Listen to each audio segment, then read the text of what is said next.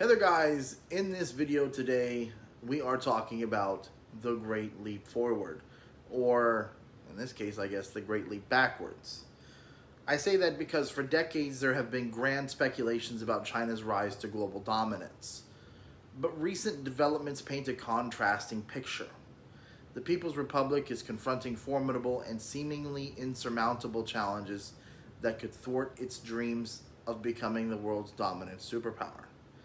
Demographics, once touted as China's ultimate advantage, have taken an unfavorable turn. After decades of the one-child policy, the working age population peaked in 2010 and has been on a steady decline since. The nation is now grappling with an aging population and a shrinking workforce.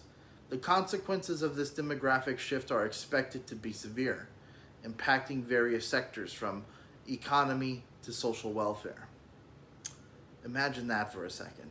Controlling the amount of babies that people have, forcing people into abortions, and things like that was a bad idea. Who would have thought, right? Who would have thought that that would be a bad idea? Forced abortions. Never would have guessed. Adding to China's woes is the dire fertility rate, which stands below the critical replacement level. A significant gender imbalance, stemming from historical male favoritism and that one child, one policy, is exasperating the problem. The inevitable consequence is a considerable number of men who may never have families of their own. Moreover, women in China are increasingly showcasing reluctance to bear children, indicating lower birth desire across the nation. This societal transformation threatens to alter the fabric of Chinese society and strain its workforce. Of course, these old, outdated cultural ideas that boys are better than girls. Again, another bad idea. Who would have thought? In the face of these demographic headwinds, China's dreams of surpassing the United States economically appear increasingly elusive. A significant portion of the nation's wealth is tied up in real estate, a precarious bubble fueled by frenzied investment.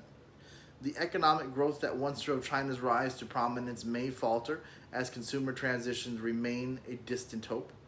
Moreover, an addiction to investment-driven economic activity has pushed China's debt burden to alarming levels, raising concerns over the stability of the nation's growth model, which we know is very poor. The real estate market in China is very poor. It is broken. It is going to fail. It's only a matter of time. China's grip on the title Factory of the World is slipping also. As cheaper labor and more business-friendly environments attract investors elsewhere, the repercussions of these shifts are expected to impact China's growth trajectory negatively. The nation's leaders must confront the fact that the road to a consumer-based economy is obscured by society increasingly skeptical about spending amidst economic uncertainties. Think about that for a second. China, you have stolen and pillaged from too many people, and they have left. They have taken their technology, their businesses, and they have left. They are tired of it, and they have went to other cheaper countries. To complicate matters further, China's official statistics may not represent the full picture, raising doubts about the accuracy of reported data, the lack of transparency in key areas to the skepticism surrounding China's economic situation.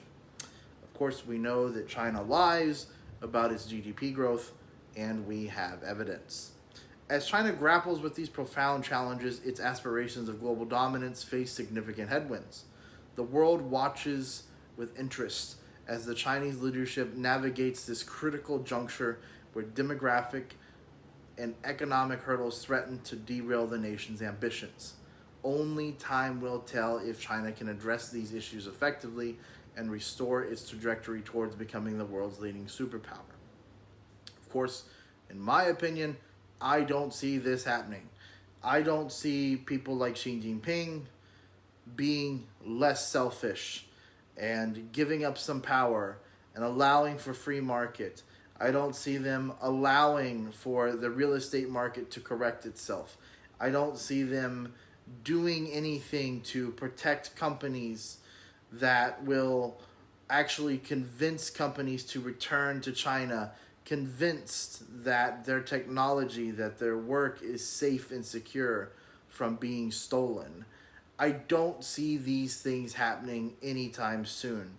I don't see that China will continue, that China will stop lying about its GDP growth.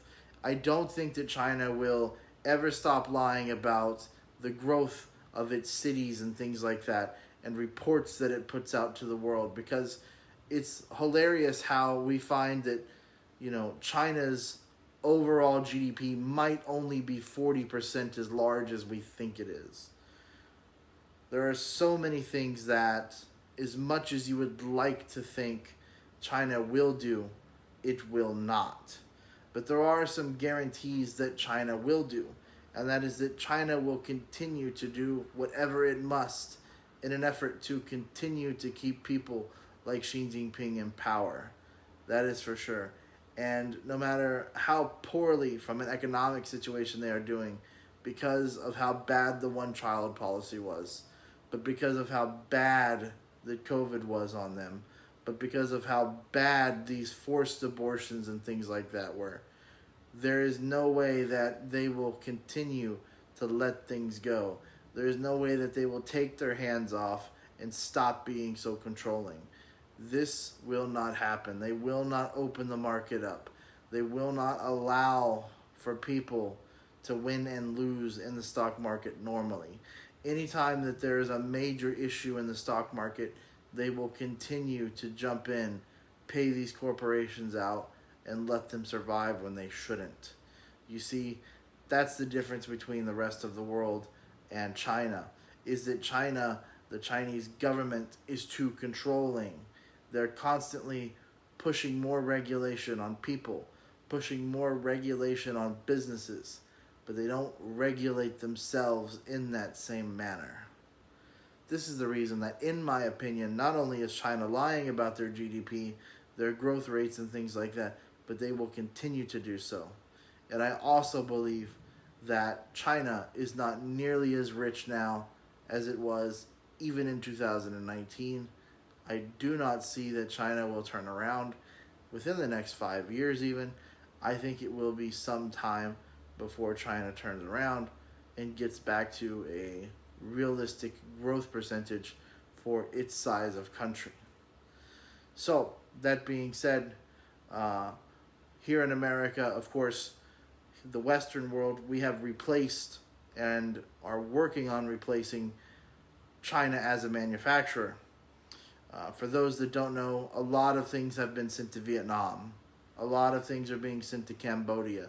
A lot of things are being sent to Africa now even, to produce these goods for things that we need here in America and in other countries. China was built off the backs of the Western world, purchasing things from them for consumers. That's what actually built China into what it is today. Now that that is gone, you will only be left with the struggle.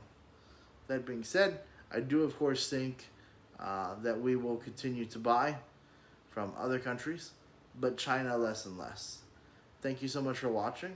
Like, comment, subscribe, and have a good day.